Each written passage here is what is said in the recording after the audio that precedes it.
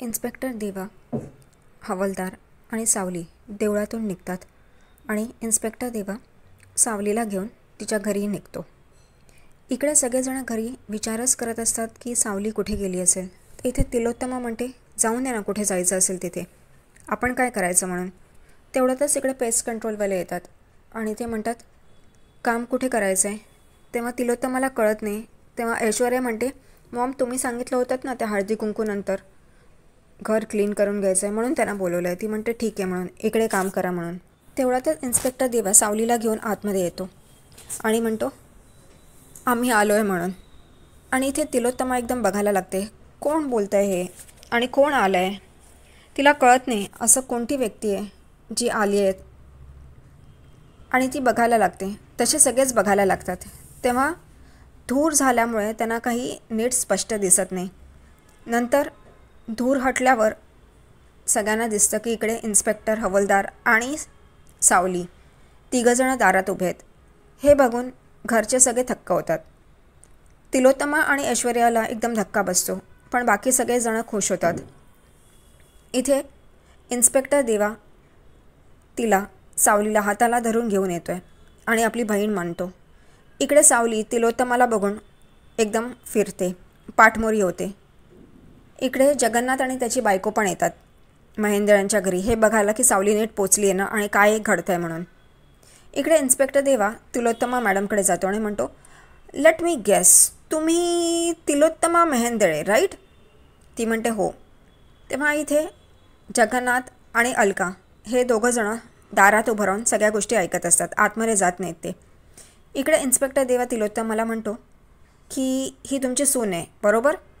ती काहीच बोलत नाही. तो म्हणतो ही आता इकडेच राहणार आणि हिला कोण बाहेर काढतं आहे ते मी बघतो, आणि जर का असं घडलं तर मी कलम लावीन आणि तुम्हाला सगळ्यांना अटक करीन. काय हवालदार बरोबर ना. तर हवालदार म्हणतात हो बरोबर आहे. 498A सगळ्यांनाच डोमॅस्टिक व्हायलन्सच्या अगेन्स्ट अटक करू शकतो म्हणून. इथे सगळेजणच बघायला लागतात आता काय करायचं म्हणून. देवा इन्स्पेक्टर सावलीजवळ येतो आणि म्हणतो यू टर्न. तिला काही कळत नाही. तेव्हा हवालदार म्हणतो की मागे वळ म्हणून. ती मागे वळते. तेव्हा इन्स्पेक्टर देवा तिचा हात पकडतो आणि तिलोत्तमासमोर घेऊन येतो आणि म्हणतो ही आता इथेच राहणार. हिला जर का बाहेर काढलं तर मी तुम्हाला आत टाकेन. इथे राजकुमार, तिलोत्तमा यांना काहीच कळत नाही. ऐश्वर्या त्या इन्स्पेक्टरला सांगते लुक इन्स्पेक्टर. तेव्हा इथे तो म्हणतो अहो तुम्ही ऐश्वर्या मेहेंदळे राईट. अहो तुमची नाजूक हात जेलमध्ये खडी फोडताना कशी वाटतील हो. इथे ऐश्वर्या गप्प बसते. इथे इन्स्पेक्टर देवा तिलोत्तमासमोर येतो आणि म्हणतो काय बोलताय बोला, तुमच्याकडनं मला ऐकायचं आहे. तुम्ही हिला इथेच ठेवून घेताय ना. इथे तिलोत्तमा चंद्रकांतकडे रागाने बघते. चंद्रकांत म्हणतो हो आम्ही तेव्हा इन्स्पेक्टर त्याला हात दाखवून म्हणतो तुम्ही थांबा, मला ह्यांच्याकडनं ऐकायचं म्हणून, म्हणजेच तिलोत्तमाकडनं. इथे तिलोत्तमाला काही कळत नाही आता इन्स्पेक्टरसमोर काय बोलायचं. तेव्हा ती वेडेवाकडे वळणं घेऊन हो ठीक आहे राहून दे इकडे असं हळूच बोलते. तेव्हा इन्स्पेक्टर म्हणतो नाही ऐकायला नाही आलं काय बोलत, जरा जोरांधी बोला. तर ती परत हळूच बोलते राहून दे इकडे म्हणून. तेव्हा इन्स्पेक्टर देवा म्हणतो हवालदार तुम्ही ऐकलंत काय आणि काय बोलले ते. तो म्हणतो नाही नाही साहेब मी काहीच ऐकलं नाही. तेव्हा तो म्हणतो परत एकदा जोरात. तेव्हा ती म्हणते राहून द्या इकडे हिला. तेव्हा इन्स्पेक्टर देवा म्हणतो आता कसं, बरोबर बोललात. इकडे तिलोत्तमाला खूप राग येत असतो, पण आता काय करणार.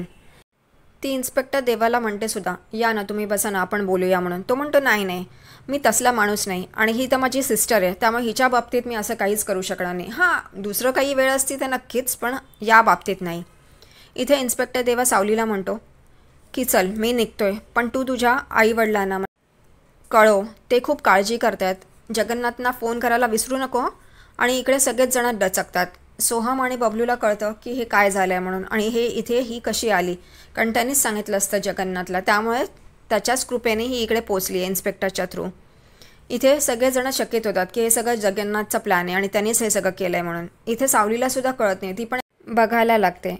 आणि इथे बाहेर जगन्नाथ आणि त्याची बायको खूप खुश होतात. त्यांना आता कळतं की आता सावलीला हे लोक बाहेर काढू नाही शकणार, नाही आता इन्स्पेक्टर त्यांची वाट लावेल म्हणून. तेही सुखावतात.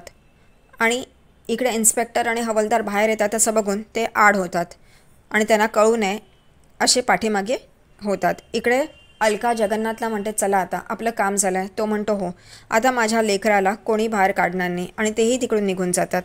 इकडे तिलोत्तमा खूप रागात असते. ती रागाने सावलीकडे बघत असते, कारण पहिल्यांदाच तिच्यामुळे या घरात पोलीस आले आणि या गोष्टीचा तिला खूप राग येत असतो.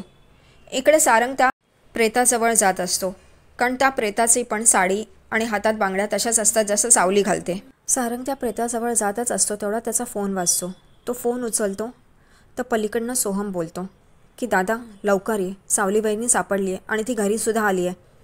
इथे सारंगला हे ऐकून खूप बरं वाटतं. तो म्हणतो येतोच म्हणून आणि तो फोन ठेवतो आणि एकदम थक्क होऊन तिथून निघून जातो. इकडे तिलोत्तमा सावलीवर आरोप करत बसलेली असते की ही मुलगी, हिच्यामुळे पहिल्यांदा या घरात पोलीस आले आणि तुम्ही म्हणताय काहीच हरकत नाही, चंद्रकांतला म्हणते.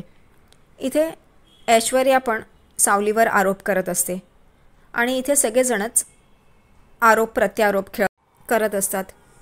तिलोत्तमा चंद्रकांतला म्हणते मला इकडे हळदी कुंकू साजरं केलं याचं काहीच नाही, पण हा रंग, ज्या रंगाला ती इकडे घेऊन आली आहे तो रंग मला नको आहे आणि मी माझ्या मुलापासून लांब ठेवला आहे आणि ती त्याच रंगाची आहे. हे सगळं चालू असतानाच दरवाजात सारंगसुद्धा येतो आणि तो या सगळ्या गोष्टी ऐकत असतो. इथे तिलोत्तमा खूपच चिडलेली असते. एक तर हिचा असा रंग आणि वरतून हिच्यामुळे इथे पोलीस आलेत, त्यामुळे ती नको नको ती सावलीला बोलत असते. सावलीवर सगळा राग काढत असते आणि त्यातच ऐश्वर्या पण हे सांगत असते की हीच कशी चुकीची आहे आणि ही या घरात राहण्याला लायक नाही आहे. तेवढ्यातच सारंग तिकडे येतो आणि म्हणतो बस वहिनी बस म्हणून, आणि ऐश्वर्या थांबते. तिलोत्तमा पण सारंगकडे बघत असते.